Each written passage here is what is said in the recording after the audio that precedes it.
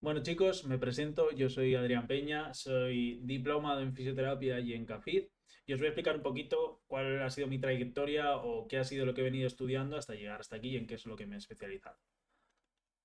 Lo primero que estudié fue fisioterapia, dentro de la fisioterapia me dediqué al mundo del deporte, me hice el título de experto en deporte y a raíz de ahí ya vino todo lo demás, que fue sacarme el título de experto en dolor crónico, ya que vi que había muchos dolores que perduraban durante mucho tiempo y muchas lesiones, que no correspondía su longitud del dolor o digamos su duración del dolor con la patología que tenían y a raíz de eso me hice también el máster de fisioterapia invasiva, que es el único que se realiza en el mundo, donde somos unos pocos los que tenemos este máster y nos especializamos en todo lo que tiene que ver con la parte invasiva de la fisioterapia, tanto punción seca, que os sonará, la EPI, neuromodulación, que es lo más nuevo que ha salido, mesoterapia, que es otra rama que nos puede salir, acupuntura, ¿vale? Un poquito en toda esa zona para que sepáis un poco de dónde voy. Y la carrera de CAFID la saqué cuando vino el COVID. Dentro del COVID que nos quitó un poco de trabajar esas partes, pues yo decidí sacar otra carrera. Esto será un poquito el índice, vamos a hacer ahora, que dentro del índice lo que vamos a ver un poco son términos clave, que son los términos un poquito más, digamos, sencillos para comprender un poco sobre articulaciones y movimientos y demás, que es en lo que nos vamos a centrar hoy. Los tipos de articulaciones, ¿vale? Que hay diferentes. Luego otra parte va a ser las lesiones más comunes de todas estas articulaciones que hemos visto, paso por todo el cuerpo. Estrategias para prevenir estas lesiones y luego el papel que tiene el fisioterapeuta dentro del deportista, ya que, como todos estáis en la comunidad del e-reference, estáis todos, quieras o no, relacionados con el deporte. Los términos que tenemos que conocer. Los términos que tenemos que conocer van a ser 4 o 5 sencillos. Si hay algún otro que no os sabéis o que igual yo lo paso por alto, me escribís al correo que había antes, que os lo dejaré también después, que es apsaludiyfisioterapia.gmail.com. Pero cualquier cosa también por las redes sociales, a Javi, en la comunidad, estoy yo también metido en el grupo de WhatsApp, nos decís todas las dudas que tengáis. Dentro de los términos a conocer, vamos a ir con los 4, digamos, más sencillos, no vamos a hacer nada más complicado, sino que vamos a intentar todo resumirlo y todo abreviarlo de la forma más sencilla posible para vosotros. La articulación, que es más que nada el lugar de unión de uno o más huesos, con su tejido cartilaginoso, con su hueso, con sus ligamentos, ¿vale? Eso ya lo explicaremos un poquito más adelante.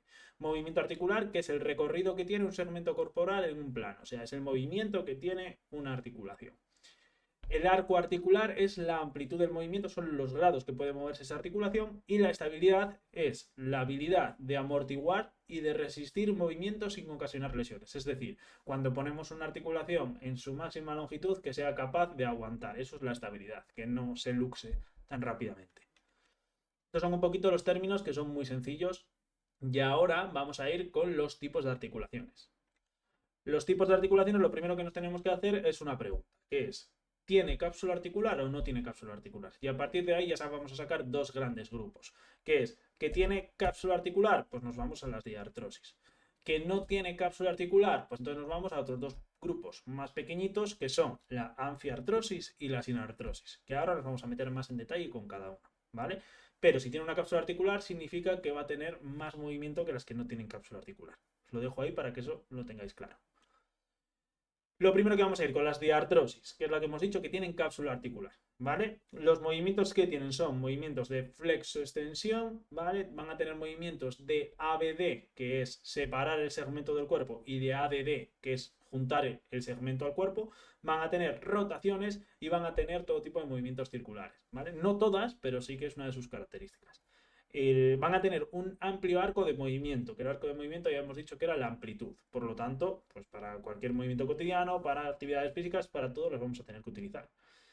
¿Qué más? Sus articulares son lisas y están recubiertas de cartílago articular, que suele ser hialino, pero en ocasiones hay fibrocartílago, que es el tipo de sustancia de la que está hecha el cartílago. El cartílago es, digamos, como una superficie que rodea los huesos donde se van a unir. ¿Vale? Si por ejemplo estamos en la rodilla no está hueso con hueso chocando, sino que está un poquito separado y hay un cartílago por en medio que es como una amortiguación. Y aparte de eso, tienen una cápsula sinovial. Que la cápsula sinovial o cápsula articular lo que tiene dentro es el líquido sinovial, que para que lo entendáis es como un lubricante que se pone para que eso se mueva mejor y para que no se trabe tanto y que tenga un movimiento más sencillo y más fluido. Lo más resumido. Los tipos de articulaciones que hay dentro de la diartrosis. Lo vamos a decir un poquito rápido porque ahora nos vamos a centrar en cada uno. Tenemos artrodias, que permite el movimiento en múltiples direcciones. Tenemos troclear, que permite un movimiento de bisagra en un solo plano, trocoide, que permite sobre todo movimientos de rotación, condilar, que es un movimiento como ovalado, que ahora lo vais a ver, ahora es un poquito complejo, pero es fácil. Encaje recíproco y enartrosis, que son las que más movimiento van a tener, ¿vale? Vamos a ir una por una ahora, la artrodia. La artrodia lo que nos dice es que las caras articulares son planas o ligeramente curvas. Los movimientos son de deslizamiento o de torsión. Tienen muy poquito movimiento. ¿Y qué ejemplo podemos poner? Pues por ejemplo podemos poner las intercampianas, la esternoclavicular, que es de la clavícula con el esternón. Intercampianas es entre los huesos del carpo que están aquí metidos dentro, ¿vale? Que al final son superficies que tienen muy poquito movimiento y lo que pueden hacer es rotar o deslizarse un poquito, ¿vale? Siguiente, la troclear. Es una superficie articular convexo sobre cóncavo. Cóncavo es esto, convexo es esto, ¿vale? El puño, para que os quede ahí bien claro. Entonces es un convexo sobre cóncavo. Es similar al movimiento de una bisagra y solo permite, en teoría, movimientos de flexo-extensión, porque sí que puede haber algún movimiento un poquito de torsión. Por ejemplo, ¿cuáles son? La articulación del codo, la articulación de la rodilla, la articulación del tobillo. En el tobillo hay un poquito, hay una zona que es un poquito más compleja porque tiene movimientos de eversión y de inversión, que el movimiento de la eversión es ir para arriba, el movimiento de la inversión es en el que se produce un poco el esguince, entonces ahí tiene un poquito más de complejidad, pero para que os quede, el codo y las rodillas son los movimientos que hay de flexo-extensión, un poquito de rotación y son las articulaciones trocleares. La que es trocoide es una superficie cónica con anillo formado por hueso y ligamento. ¿Qué quiere decir esto? Al final es una superficie cónica como si fuese mi dedo que engancha sobre algo. Entonces, ¿qué es lo que va a tener? Movimientos sobre todo de rotación, ¿vale? No va a tener otro tipo de movimientos. ¿Qué articulación tenemos así? La articulación que se llama atlantoaxial, que es C1, C2. ¿Qué quiere decir esto? Que es la primera vértebra con la segunda vértebra. La segunda vértebra tiene una parte del hueso que sube como si fuese mi dedo y la primera vértebra tiene como un anillo formado entre hueso y ligamento y lo que hace ahí es que nos produzca una rotación para girar la cabeza a muy alto nivel. Siguiente, ¿qué tenemos? La condilar. La condilar es una superficie articular de cóndilo, ¿vale? Que hemos dicho, un cóndilo que es que sobresale, ovalado, que se acomoda en una cavidad elíptica, que es cóncavo sobre convexo. Antes era convexo sobre cóncavo, ahora es cóncavo, ahora es lo contrario, algo cóncavo que va sobre algo convexo, ¿vale? Tiene movimientos de flexo-extensión, de AB, de ADD y de circunducción. Lo que no va a tener es de rotación tanto. Por ejemplo, la articulación radiocarpiana, como podemos ver en la imagen, os lo muestro un poquito en la imagen que lo tenemos ahí en la última imagen de abajo, como hay una superficie que es cóncava sobre una superficie que es convexa. Y va a tener un movimiento sobre todo, eso, flexo-extensión, ABD y circunducción. No va a tener tantas rotaciones. El encaje recíproco. El encaje recíproco también se puede llamar articulación en silla de montar. Las superficies es de cóncavo sobre convexo, pero son recíprocamente.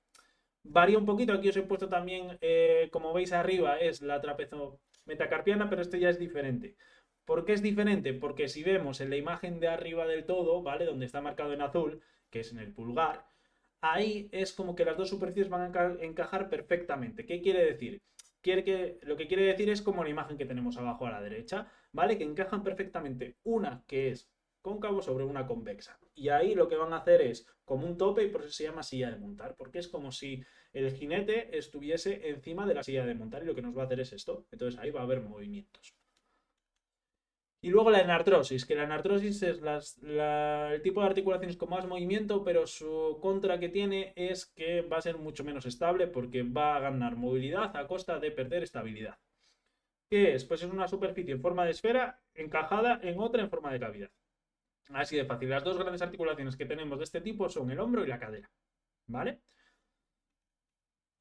Después tenemos las otras dos tipos de articulaciones, que hemos dicho que no tenían cápsula articular. Que estos tipos sin cápsula articular van a tener mucho menos movimientos. Y dentro de ellas están las sinartrosis, que son inmóviles, que es por ejemplo como la sutura craneal, ¿vale? Y lo que nos dice es que entre superficies articulares se encuentra cartílago o tejido fibroso. ¿Qué es eso? Pues sobre todo las suturas del cráneo, ¿vale? Lo que ocurre es que cuando somos pequeños sí que hay articulación porque hay movimiento, pero en cuanto crecemos y nuestro cráneo se consolida, lo que hay es como un pequeño cartílago en medio, pero casi que es, vamos, ni se nota, ¿vale? Y luego anfiartrosis, que las anfiartrosis son un poquito más móviles que las sin artrosis, pero no llegan al punto de las diartrosis. ¿Qué hay? Hay dos tipos que son sindesmosis, ¿vale? Que están unidas por ligamentos, como la articulación radiocubital entre el radio y el cúbito, ¿vale? Tenemos ese tipo de ligamentos, o entre el peroné y la tibia también tenemos ese tipo de articulaciones, ¿vale? Que tienen muy poquito movimiento, o la sínfisis, que está unida por fibrocartílago, que lo más común es la sínfisis pubial, ¿vale? La sínfisis púbica también llamada. Entonces, la sínfisis púbica lo que nos hace es que une las dos partes del pubis, pero eso casi apenas tiene movimiento. Una vez que ya hemos terminado con esta fase, vamos a ir a las lesiones más frecuentes. Hemos pasado de la parte un poquito más teórica, que es un poquito más aburrida, el tipo de articulaciones, pero que es muy importante conocerlo, y ahora vamos a ir a las lesiones más frecuentes que podemos tener en cada articulación. Las lesiones más comunes del pie, vamos a empezar. Tenemos fractura por estrés del quinto meta, tenemos un esguince y tenemos la fascitis plantar. Yo he elegido estas tres. Si faltan alguna y queréis que hagamos alguna más, nos lo decís y lo subiremos para los siguientes, ¿vale? La fractura del quinto meta. Lo más frecuente es una fractura por estrés mecánico. ¿Qué quiere decir? Que es una zona en la que apoyamos mucho peso durante mucho tiempo, ¿vale? Si hemos llevado algún golpe, si estamos apoyando diferente porque nuestra pisada se ha modificado por alguna lesión que hemos tenido por algo, esto se llama una fractura por estrés, que son microtraumatismos repetidos que hacen que al final se desgaste como el hueso, se crea una fisura y que se rompa, ¿vale? Entonces aquí tenéis la imagen de cómo se vería en una radiografía que tenemos el quinto meta roto y las complicaciones que pueden ser, pues que hay una mala soldadura del hueso, que se una mal por un periodo de inmovilización menos de lo adecuado, tendinosis o tenosinovitis de los peroneo largos, sobre todo porque es la inserción del tendón del músculo del peroneo largo, posibles cambios en la distribución de cargas, que esto es que nos puede cambiar la pisada y esto nos puede hacer que tengamos otro tipo de lesiones, y modificación de la pisada, que va un poquito de la mano las dos. Luego, el esguince en la articulación de Chopard y articulación de Lisfranc. Ahí en la imagen tenéis lo que es la articulación de Lisfranc. La articulación de Lisfranc es entre los 4 o 5 metas, ¿vale? Metatarsianos con las tres cuñas y con el cuboides, y con el hueso cuboides. Esto nos importa mucho, pero aquí veis un poquito la imagen de dónde está la articulación de Lisfranc. Y cuando es en la anterior línea que vemos, en la que está un poquito más abajo, esa sería la articulación de Chopard, que es del astrágalo y el calcáneo con el escafoides y con el cuboides. Los nombres no os importan, pero es un poquito para que sepáis cómo va. Este tipo de patología, ¿vale? De esguince es muy frecuente que vaya con un esguince de tobillo, ya que se produce cuando pisamos y cuando hacemos el movimiento de inversión. Van un poquito de la mano. Las complicaciones que pueda haber, pues pueden ser unas fisuras que no sean vistas en el diagnóstico inicial o que haya mucha inflamación y que no se vea. Y lo mismo que antes, cambio de la distribución de las cargas y modificación de la pisada, porque nos duele y lo modificamos. Siguiente, la fascitis plantar. La fascitis plantar, aquí quiero hacer un poquito más de hincapié, le ocurre al 30% de la población, o sea, es una patología que ocurre bastante. Ahora, ¿qué es la fascitis plantar? Todo lo que termine en itis, tendinitis, fascitis, lo que sea, significa inflamación. Lo que hay que saber es de dónde viene la inflamación para poder tratarlo bien. En este caso, fascitis plantar es una inflamación de la fascia plantar, ¿vale? Que la fascia plantar al final es fibrocartílago que nos va desde el talón hasta los pies y como que nos protege. Esta es la parte más superficial. Las posibles causas que puede ser que sea una fascitis real, ¿vale? Que esté la fascia inflamada. Puede ser por un impacto directo, ¿vale? Por estar descalzos, tener un impacto, una piedra, saltamos al agua, nos damos, ¿vale? Cualquier cosa. Microtraumatismos, cuando estamos andando con algo, estamos andando de forma equivocada y estamos todo el rato irritando esa fascia. O puede ser por un exceso de tensión muscular, que es en la mayoría de los casos. Es muy raro que una fascitis plantar donde no ha habido ni un cambio en la pisada y donde no ha habido ningún impacto directo, hay una inflamación real de la fascia, ¿vale? Esto que quede bien claro. Entonces, es muy importante el correcto diagnóstico, ¿vale? ¿Por qué? Porque hay muchas equivocaciones. Porque puede venir de dolor referido que venga del tríceps ural, que venga de gemelos y sóleos, lo más frecuente, o incluso del plantar delgado también nos puede venir el dolor. Porque en realidad el tendón de Aquiles no termina en el talón, termina por debajo del talón. Si esto es el talón, no termina aquí el tendón de Aquiles, termina aquí metido. Entonces ese exceso de tensión que nos tira de aquí puede crear una inflamación en esta zona y crear una inflamación en la fascia. Una patología también que tengas en el cuadrado plantar o en el flexor corto de los dedos. Como vemos ahí, el flexor digitorum brevis es que está abajo del todo. Hay patologías de musculatura intrínseca, que es la musculatura propia del pie, que nos puede equivocar con una fascitis y que no sea la fascia la que esté dañada y que sea esa musculatura. Y una patología en la grasa plantar también, porque la grasa plantar en el golpe puede que se inflame la grasa plantar y que no sea la fascia. Entonces es una zona de conflicto donde puede venir el dolor de muchas partes y es muy importante el correcto diagnóstico para que no se lleve mucho tiempo de rehabilitación, porque yo estoy cansado de escuchar pacientes y tener pacientes que llevan un año de rehabilitación de una fascitis o que ellos creen que es una fascitis y eso no es normal, ¿vale? Salvo que conlleve una operación que conlleve algo, no nos puede pasar más de 2 meses, ¿vale? De 6 semanas, entre 6 y 8 semanas, una lesión. Depende del tipo y el grado de lesión. Pero una lesión normal donde no ha habido rotura de nada, es muy raro que nos dure más de 6 a 8 semanas. Entonces esto tenedlo en cuenta para la próxima vez que vayáis al fisio o la próxima vez que tengáis alguna lesión y que esté yendo, porque igual es que el diagnóstico no es el correcto. Y se recomienda la utilización de una ecografía para saber si de verdad está la fascia mal, porque hay muchas veces que se diagnostica sin hacer una prueba diagnóstica. Dicho esto, nos pasamos al tobillo. En el tobillo, las lesiones más frecuentes son el esguince de tobillo, fractura del peroné y tenosinovitis de los peroneos, que nos vamos a meter más con ello ahora. Esguince. El esguince del tobillo lo más común es que sea la parte externa. El esguince del ligamento lateral externo o también llamado el ligamento peroneoastragalino anterior. El nombre, como os digo, os da igual, pero es lo más común. ¿Vale? Y existen 3 grados de lesión siempre. La lesión, digamos, el grado 1 es una pequeña elongación del ligamento, que es como nos viene en la teoría, que al final es una inflamación y ya está. Grado 2 es cuando tiene una rotura parcial del ligamento y grado 3 es cuando el ligamento está roto completamente. Si se nos rompe el ligamento peroneoastragalino anterior o este que es el ligamento lateral externo, no pasa absolutamente nada, ¿vale? No os pongáis, no pasa nada, no se opera, no hace nada, salvo que seas un deportista profesional o que tu vida te la ganes con deporte, corriendo o de cualquier forma. Si no, se puede vivir perfectamente sin este ligamento. Su pronóstico es muy favorable, salvo una mala recuperación, y las complicaciones es no detectar el grado de lesión, que igual lo tratamos como un grado 1 cuando es un grado 2, que exista una fisura en el peroné, que es la siguiente causa más común de lesiones en el tobillo, y no darle importancia a un esguince, decir, ya se me pasará. ¿Qué ocurre si pasa esto? Que va a haber mogollón de recidivas. ¿Qué quiere decir? Vueltas a la lesión continuamente. En cuanto se te vaya un poco el pie, otra vez, ¿vale? Entonces, para que no ocurra esto, buena recuperación. Fractura o fisura del peroné, que es una complicación sobre todo de los esguinces. Lo vemos ahí en la imagen que tenemos en la izquierda, cómo es el mecanismo de hacerte una lesión. Y en este caso sería la parte de más de la izquierda, lo que estaría roto. En este caso de esta imagen estaría roto el maléolo interno y el maléolo externo y el peroné, o sea, tibia y peroné. Pero lo más normal es que se rompa solo el peroné. Es necesario siempre hacer una radiografía para descartar que no haya una fisura o una rotura, y muchas fisuras no son diagnosticadas a tiempo. Entonces conlleva complicaciones de que se creen pues como una especie de adherencias ahí. Lo que sí, chicos, si tenéis algún esguince, si tenéis algo, por favor, en torno a las 48 horas ir a que os hagan una prueba. Si os hacen antes la prueba diagnóstica, que es una radiografía y sobre todo una ecografía, no se va a ver mucho debido al exceso de inflamación que va a haber. ¿Vale? Entonces, lo mejor a las 48 horas hacer una prueba diagnóstica y durante las primeras 48 horas compresión y frío, para que no vaya más. Tenosinovitis de los peroneos. Los peroneos es un músculo que va por la parte externa del pie, ¿vale? Y tenemos 2, peroneo largo y peroneo corto. Y hay un tercero que se llama tercer peroneo, pero que es una inconstante. ¿Esto qué es? Que hay gente que lo tiene y gente que no, porque somos así de raros. Entonces, la tenosinovitis de estos peroneos, como veis en la imagen donde está el círculo rojo, suele ocurrir en esta parte, que es por al lado, digamos, del tobillo, por la parte externa y por debajo.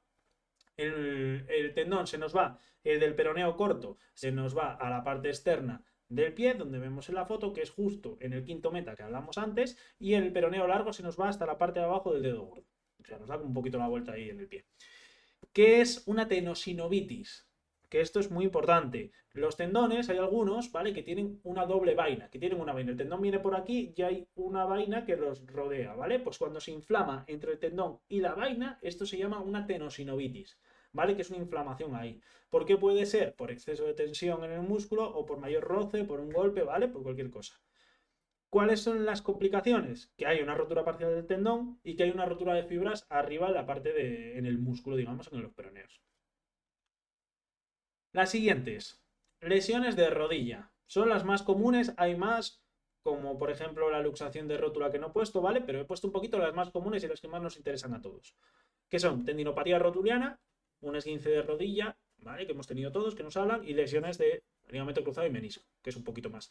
Dentro del cruzado y el menisco vamos a hablar un poquito también de la condromalacia, que es un poco la degeneración, que va un poquito de la mano.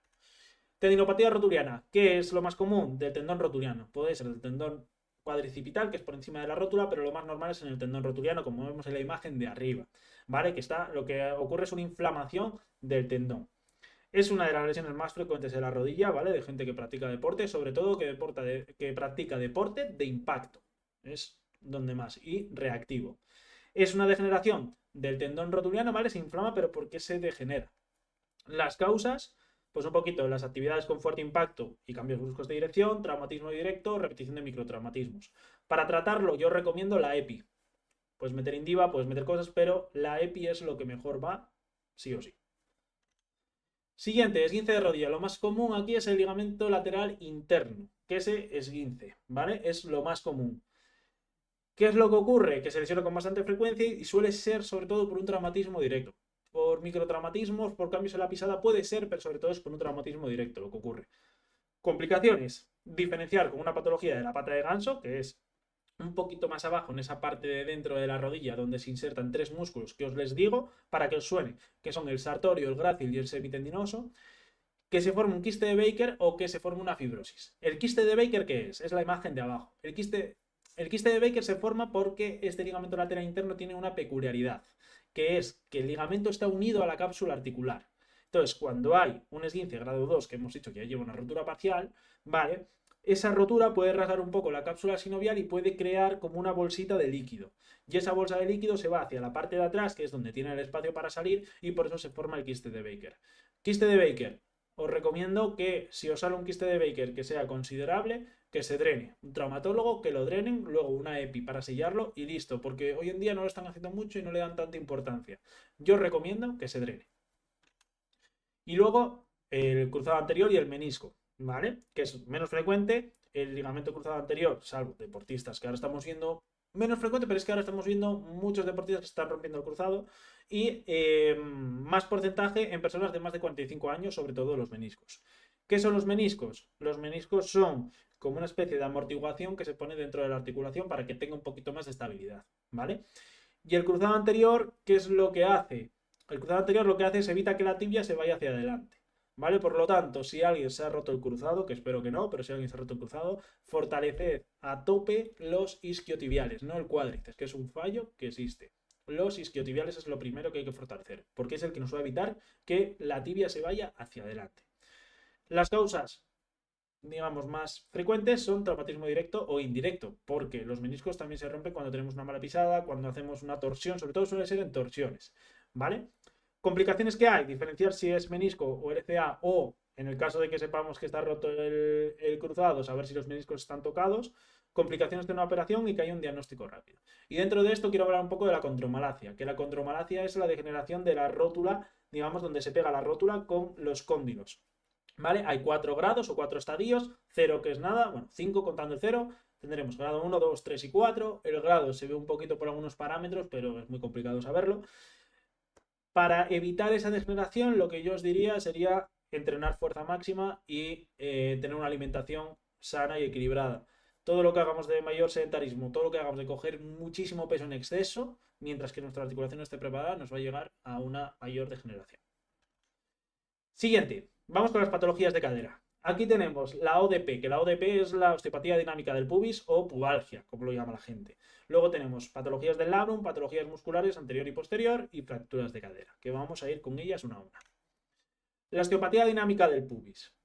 ¿Qué es? Es muy común en corredores y en jugadores de fútbol. Es un dolor en la ingle y en el bajo vientre. Normalmente empieza después de realizar actividad, va poquito a poco, pues me está tirando, me está doliendo, me está tal, hasta que llega un punto que ya nos duele hasta toser, ¿vale? ¿Cuál es la principal causa? El desequilibrio en la musculatura lumbopélvica, tanto toda la musculatura lumbar, dentro del cuadrado lumbar, dentro de toda la musculatura de los multífidos, extensores, glúteos, isquios, recto del cuádriceps sobre todo, luego tenemos aductores, un poquito es en toda esa región, ¿vale?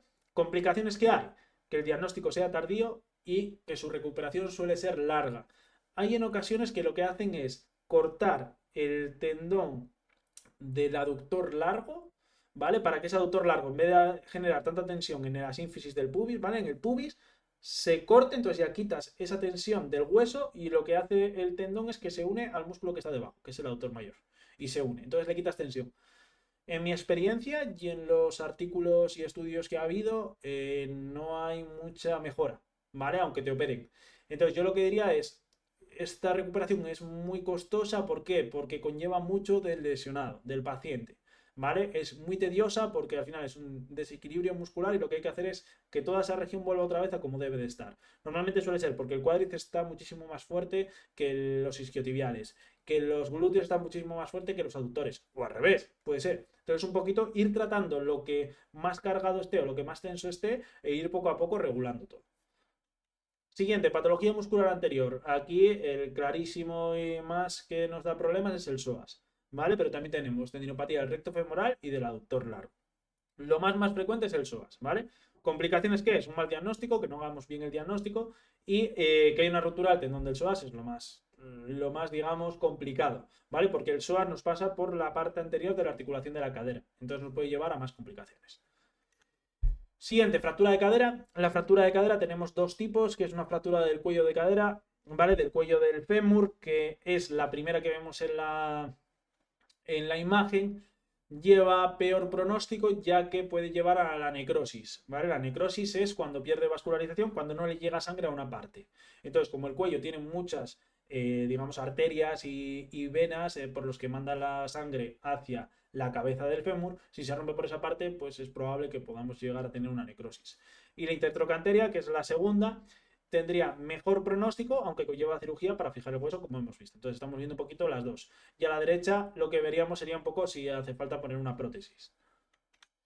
Luego, patología del labrum. ¿El labrum qué es? El labrum es como un menisco muy grande que está dentro de la cadera, ¿vale? Tenemos el fémur, que es un redondo, y tenemos la pelvis, que es esta. Pues para que haya una mayor congruencia, ¿vale? Para que esto no esté tan suelto, está por dentro el labrum, que lo que hace es cerrar un poquito más esa cabeza para que esté un poquito más protegida.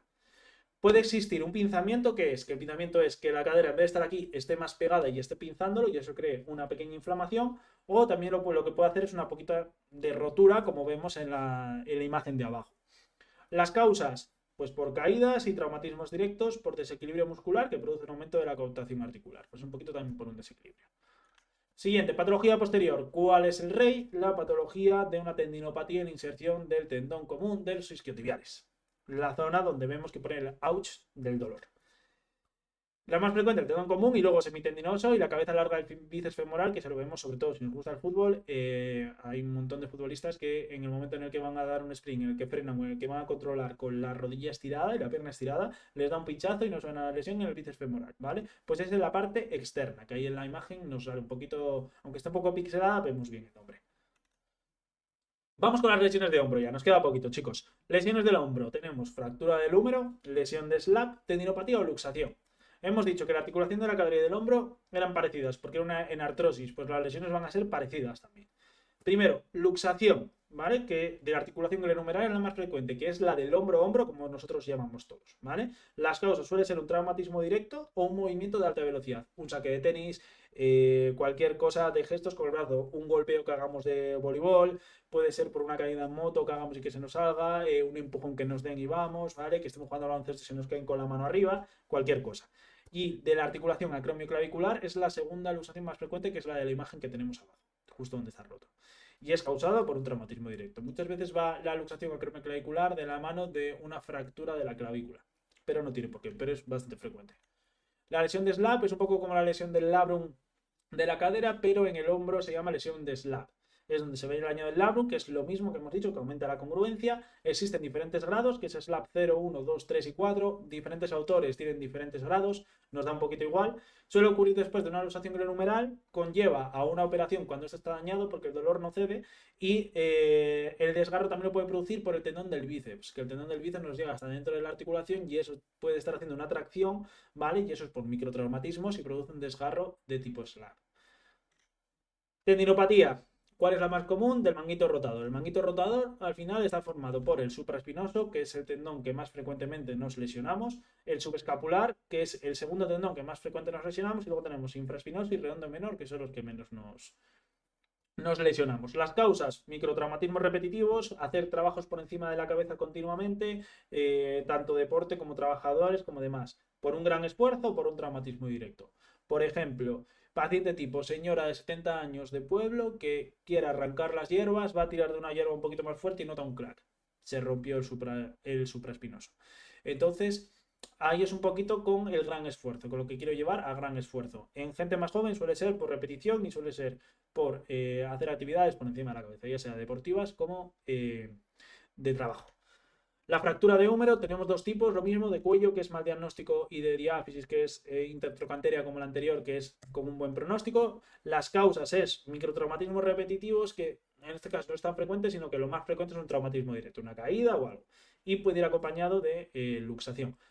A la derecha os dejo un poquito, aunque está en inglés, un poco una tablita que encontré de los tipos de fracturas que puede haber del húmero para que le echéis un vistazo.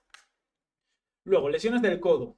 Las lesiones del codo tenemos fracturas o luxaciones, tenemos tendinopatía epicondilia y tendinopatía epitroclear. Como veis, nunca digo tendinitis, porque tendinitis nos dice solo inflamación. Tendinopatía es que hay una patología ahí. Entonces, la inflamación viene de algo y hay que saber de dónde viene esa inflamación. Vamos con la fractura o luxación, que lo más frecuente es la fractura de la cabeza del radio, que la fractura de la cabeza del radio suele ser sobre todo en caídas, que en la imagen es la de arriba a la izquierda, está puesto un poco todas las fracturas, pero la más frecuente es la de la cabeza del radio. Es muy frecuente en niños, ¿vale? Caídas que tienen niños con los brazos estirados, pas, y rompe. Si es sin desplazar, no pasa nada, si es desplazada, conlleva operación. Y las causas, pues un poquito su postura forzada o traumatismo. Y suele llevar operación si es desplazada. Tendinopatía epicondilia, que aquí vamos con ello, ¿vale? Que es la parte extensora, la parte de aquí, de fuera del brazo, ¿vale? Del antebrazo. Lo que también llamamos codo de tenista. Es una degeneración del tendón común insertado en el epicóndilo, ¿vale? ¿Qué es lo que ocurre? Que la inserción, aquí hay muchos músculos, pero la inserción en el epicóndilo solo es de 3 músculos, que es el extensor radial corto, el extensor de dedos y el extensor cubital, ¿vale? Que son los 3. Dentro de esos 3 que estamos viendo ahí en la imagen, ¿vale? ¿Cuál es el más común y el que nos suele dar más la patología esta de dolor justo en el hueso? El extensor radial corto del carpo, que es el que tenemos en más rojito, no tan en rosita, ¿vale? Las causas, movimientos repetitivos y esfuerzos máximos. Mucho agarre, muchas torsiones, mecánicos que están todo el rato. Si estamos en el gimnasio agarrando mucho y tirando muchos pesos hacia arriba, ahí nos puede llegar a molestar, ¿vale? Es un poquito las causas. Tendinopatía epitroclear es lo contrario, la parte de dentro del codo, no la parte de fuera. Aquí, ¿qué es lo que se llama? El codo de golfista. Es una degeneración del tendón común del epitróqueo. Pero aquí, ¿qué es lo que ocurre? Que aquí se insertan más músculos y el dolor puede venir de más zonas. Que es del flexor radial, el palmar largo, flexor superficial de dedos, flexor cubital, y el más común es el pronador redondo. Que el pronador redondo es el músculo que hace que nos prone, o sea, digamos, girar hacia adentro la muñeca, y ahí ese es el más común y el que más nos puede dar dolor. Aparte, por en medio del pronador redondo nos pasa el nervio mediano y nos puede dar algún tipo de, vamos a decir, inhibición de algún músculo, que es pérdida de fuerza en algún músculo. Causas, movimientos repetitivos y gran esfuerzo. Vale, en la muñeca, dentro de la muñeca tenemos varias, que es una lesión del fibrocartílago triangular, que es como una especie de slab, como una especie de labrum que hemos hablado antes en la cadera, fractura de coles, que es un tipo de rotura muy frecuente en niños, tendinopatía o tendinitis de Eckerbein, que aquí digo tendinitis porque se llama así en libros y en la teoría se llama así. Vamos con el fibrocartílago triangular. Tenemos la imagen a la derecha con la flechita que nos indica dónde está el fibrocartílago y aquí lo vemos lesionado porque vemos una zona un poquito más blanca de lo normal en la derecha. Actúa como un menisco, que es para aumentar la congruencia y para amortiguar un poquito más, y las causas suelen ser caída o traumatismo directo o exceso de compresión en la articulación. Cuando cogemos mucho un press de pecho, estamos haciendo press de pecho con muchísimo peso sin ningún tipo de protección en la muñeca, ¿vale? A mí no me gusta que llevéis tobilleras ni que llevéis muñequeras, pero si sois unos animales y unas animales y estáis tirando de muchísimo peso, ahí sí que os recomiendo que tengáis algo de protección para cuando vayáis a tirar de tanto peso. Y es necesario un buen diagnóstico y un tratamiento temprano porque si no conlleva complicaciones. Fractura de coles. Cuando es caída con la mano abierta, pegamos y se fractura el cúbito por donde estamos viendo, ¿vale? Que es por donde estamos viendo en la imagen. Perdón, el radio. El radio, ¿vale? Por donde vemos la imagen. Es una fractura de tercio distal del radio con desplazamiento dorsal. Se llama fractura en diente de tenedor por la forma en la que se queda la mano y la muñeca, sobre todo en esta zona, causada por una caída, traumatismo directo o gran fuerza externa al niño. Los típicos abuelos que van saltando con el niño y de repente se rompe, pues suele ser eso. Se reduce y se inmoviliza, ya está. Tendinopatía. Puede ser una degeneración de los tendones y existen 6 correderas dentro de la muñeca por la parte dorsal y por la parte palmar nos puede dar lo que se llama el túnel carpiano, que muchas veces nos viene por ese, digamos, aumento de tensión que viene de la musculatura, que no es una patología propia de la muñeca, sino que nos viene desde arriba. ¿Cuándo tenemos eso? Pues después de mucho tiempo con musculatura del antebrazo bloqueada o sobrecargada. Y tiene un muy buen pronóstico, ¿vale? O sea que muchas veces dolores que hay en la muñeca que tenemos nos viene de la parte de cerca del codo. Esto tenerlo en cuenta. Y la tendinitis de Eckerbein, que es una inflamación, como vemos ahí, del retináculo de la primera corredera. ¿Qué es? La primera corredera es por donde nos pasa el tendón del extensor corto del pulgar y del abductor largo del pulgar, como estamos viendo en la imagen. La cosa más frecuente suele ser por acciones repetitivas de tirar hacia arriba, ¿vale? De estar tirando hacia arriba de esta forma, es lo que más suele ser. Jugadores de tenis, jugadores de pádel también nos puede llevar. Si estamos con pesas haciendo mucho press, o sea, curl martillo, alguna cosa así, también nos puede dar. Se puede llegar a operar, pero tiene un muy buen pronóstico con fisioterapia. O sea que la operación yo no lo haría. Yo en mi caso no recomendaría operación aquí. Vamos con las lesiones de la mano. Ya nos queda poquito, la mano y la espalda. En la mano vemos fractura del quinto meta, enfermedad de Dupuytren, lesión de polea articular y dedo en resorte. Vamos a meternos con ello. Dedo en resorte, ¿qué significa? El dedo en resorte es cuando el tendón del flexor está tan inflamado que no se desliza bien por el medio de las poleas. Nosotros en la mano tenemos unas poleas para que el tendón siga siempre en una misma dirección y que no se salga. Pues cuando el tendón está más inflamado de lo normal, ¿vale? Por trabajos repetitivos de agarre o por traumatismo directo, como vemos en las causas, lo que ocurre es que no se puede deslizar bien ese tendón, choca con esas poleas y entonces se nos queda el dedo en resorte, que es que doblamos y cuando estiramos se nos estira todo menos ese y tarda un poco y de repente va. Eso se llama dedo en resorte. Se trata con fisioterapia. Casos muy aislados, cirugía. Pero fisioterapia va súper bien. Fractura del quinto meta, también llamada fractura del boxeador, cuando golpeas y te rompes el quinto meta. Puede ser una fractura por estrés o por repetición o por un impacto de alta velocidad, como puede ser un puñetazo. Típico paciente que se enfada y pega una pared, roto, ¿vale? Se suele inmovilizar si la fractura es desplazada o cominuta, que es como estallada, que está en millones de pedacitos, se opera. Si no, se inmoviliza y listo. Una patología de la polea articular. Como hemos dicho, las poleas lo que hacen es que nos fijan el tendón a las zonas y a la dirección donde queremos que lleve, como vemos en la imagen. Imagen de la izquierda, la polea está bien, imagen de la derecha, la polea está rota y el tendón está un poquito más separado del hueso. ¿Qué es lo que ocurre? Que su función es la de fijación de los tendones, ¿no? Puede ser por traumatismo directo o puede ser por repetición de trabajos de agarre, de estar mucho tiempo agarrando o compresión y que eso produzca que se rompa la polea. Existen por cada dedo 5 poleas anulares, que son en horizontal, digamos, que son paralelas, y 3 poleas cruciformes que van como en diagonal. Esto como dato, ¿vale? Para que lo tengáis. El Dupuytren. ¿Qué es el Dupuytren? El Dupuytren es algo parecido a el dedo en resorte, pero lo que ocurre es que no vas a poder estirar los dedos y que se te va a quedar en la mano ya cerrada, ¿vale? Es un engrosamiento de la membrana de la fascia que recubre a los tendones. La anterior era dedo en resorte, una inflamación del propio tendón, y esto es de la fascia que recubre a los tendones, ¿vale? Causa largo periodo de tiempo con trabajos de agarre, gente que hace trabajos manuales en la construcción, mecánicos y demás, y también tiene un alto componente genético. Suele conllevar a operación que suele ser rasar un poquito esa fascia, se rompe un poco para que se estire. Con fisioterapia va bien, pero sobre todo para que no vaya más, ¿vale? Para intentar evitarlo suele hacer la cirugía. Y luego lesiones de espalda y de cuello, que lo más común es la patología muscular, como pueden ser bloqueos o contracturas, ¿vale? Por toda la zona cervical, zona dorsal, romboides, trapecios, elevadores de la escápula, es un poquito lo más común. Puede ocurrir fracturas de vértebras, que esto es lo más heavy, lo más, digamos, lo más importante, y pueden existir hernias.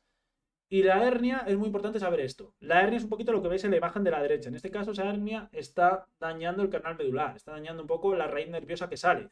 Entonces nos puede dar un poquito de dolor. Pero una hernia sin compresión medular tiene buen pronóstico. Y una hernia con compresión medular tiene mal pronóstico, que es cuando hay que hacer cirugía. El 15%, creo que era entre el 10 y el 15%, ¿vale?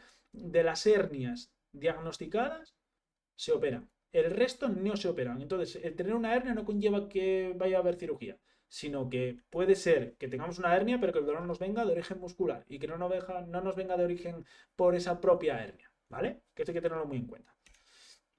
Y vamos un poquito con prevención de lesiones ahora, ¿vale? ¿Qué hacer para prevenir estas lesiones?